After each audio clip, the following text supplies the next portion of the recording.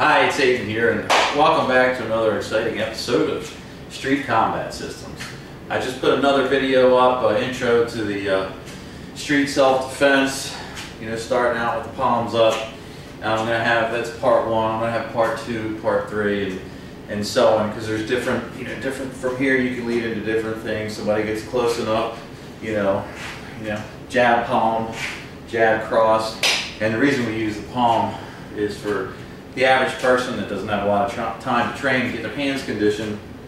The palm, you're least likely to break your hand or damage your palm as you are your fist, because fist takes a lot of practice, has to be thrown a certain way. You always have to land with these first two punches. If you land here, you can break your hand, so on and so forth. But here, with the palms, I'm protecting myself. I can block this way, block that way, downward block, etc. Trap, grab, smack, palm, over the top, palm, whatever. I have a lot of different variations, stuff that they don't really teach in most of the local martial arts schools, and a lot of them, I've trained at different schools over the past 32 years, and some of them are good, but for the most part nowadays they're commercialized, and one's usually more disappointing than the next. But anyway, also one of you emailed me asking about the throat strike.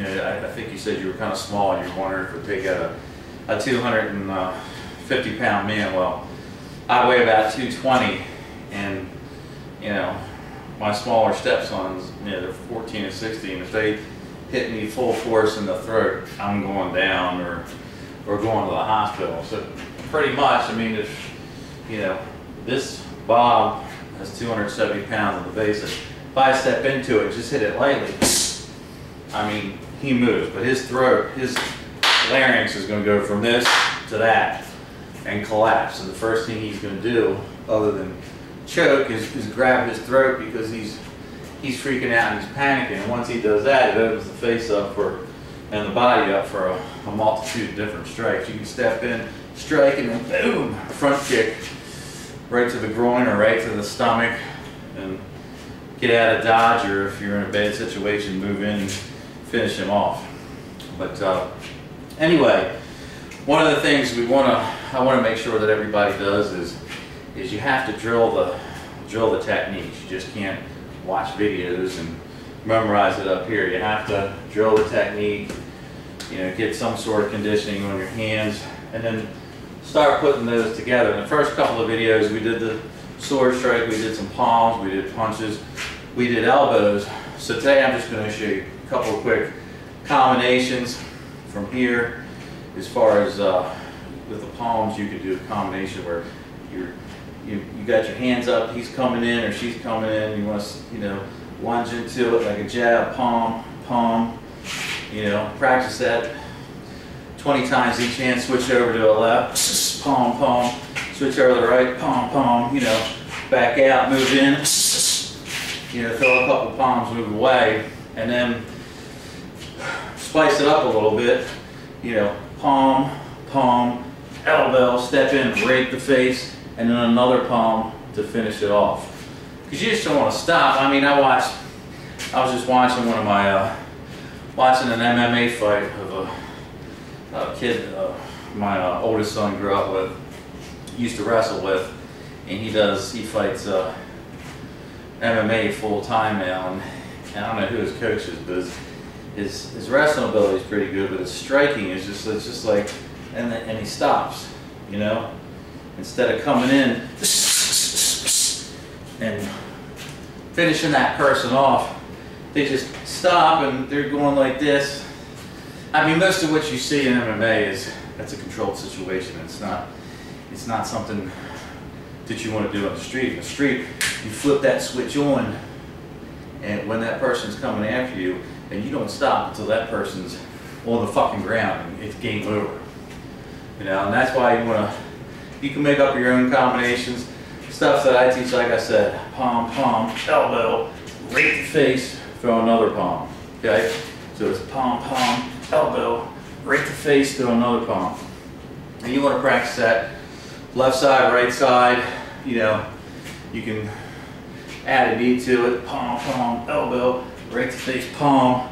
My foot's already back as I move forward, so I reach in. If he's, you know, wobbling but still up, grab by the ears, back of the neck. If he's got long hair, she's got long hair.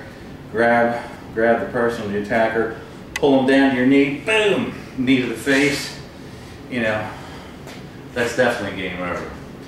So again, you can do it palm, palm, you can do it fist, left, right, elbow, step forward, palm, or rake, and then palm to the face. So it's, you step in, you know, and you want to practice it until it's like tying your shoes and the speed will come. I know everybody wants to be the fastest and the strongest, but basically, boom, boom, boom, boom. You know, same to palm, palm, palm, elbow, break, palm. So just practice it over and over again until you get down, you know, until it's like tying your shoes. And then you can start speeding it up, throwing some power into it, and perfecting that technique. Because you don't need, like I said in the last video, a lot of these schools, they're teaching techniques that are, one technique has 5 techniques within that technique. And it doesn't, it's a controlled environment when you're in a martial arts school, and the person's just standing there and you can, you know, boom, boom, boom, boom, boom, boom. It doesn't happen that way in the street fight. I mean, you get one chance to, that person's coming at you to throw that technique that's going to shock them, slow them down or stop them, and then get in there and hit them with a couple more shots to end the fight so you go away safe. So like I said, I mean, for most people, if you're going to a martial arts school right now and you're paying for the belts and the belts test and all that kind of stuff, I say it over and over again, you know, it's a waste of freaking money. You can get a heavy bag, you know, get yourself in shape if you're not already in shape, practice the techniques, and it'll all be good, you know. Practice those techniques, spend a little time every day doing it, you know, like I always say in all my videos, and you'll be able to take care of yourself. You know, if you have a person you can practice with, your husband and wife, boyfriend, girlfriend, boyfriend and boyfriend, whatever, it doesn't matter to me. You know, work with your kids, show your kids, your daughters, especially your daughters, because I have 2 daughters too. And if anybody ever touched my freaking daughters, it would take a bullet to fucking stop me. I guarantee you. But anyway, other than that, I'm a nice guy, 24/7, until it's time not to be nice. What movie was that from? Be nice until it's time not to be nice. But anyway, getting back to here, we're here, got your palms up, you know, you're warning the guy, if you come any closer, I'm going to have to defend myself. He gets closer, palm, palm, palm, palm, palm, palm, palm, palm, palm, palm. Then add the other techniques, palm, palm, elbow, rakes, palm. Okay? So it's, and that's all you have to do.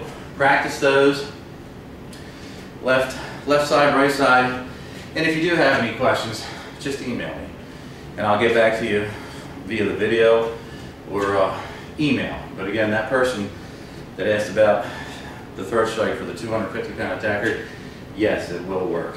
In fact, the larger some people are, especially the really big fat motherfuckers, the slower they're going to be.